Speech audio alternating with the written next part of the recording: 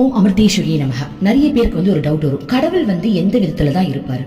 சில மதங்கள்ல உருவங்கள்ல இருக்காங்க, சில மதங்கள்ல ஜோதின்னு சொல்றாங்க. இது எப்படின்னே தெரியலையே அப்படின்னு கேட்டதுக்கு அம்மா என்ன பதில் சொல்றாங்க அப்படின்னா, இப்போ மண் எடுத்துக்கோங்க, அந்த மண்ணில் தான் நீங்க சட்டி பானை செய்யறீங்க, அந்த மண்ணில் தான் நிறைய இடத்துல இந்த குதிரைங்கெல்லாம் செஞ்சு கோவில்ல வைப்பாங்க. இப்போ நீங்க ஒரு மண்ணை எடுத்துக்கிட்டீங்கன்னா அதுல எது வேணாலும் செய்ய முடியும், ஆனா அந்த மண்ணுடைய தன்மை மாறாது.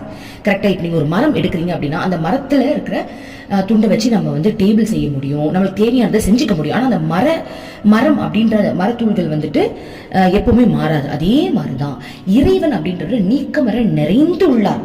உன் பாவத்துக்கு ஏத்த மாதிரி அவரால் உருவெடுக்க முடியும். நீ எந்த பாவத்துல இறைவனை பாக்குறியோ அந்த பாவத்துக்கு ஏத்த மாதிரி அவர் உருவெடுத்து உன்கிட்ட வருவாங்க அப்படின்னு சொல்றாங்க.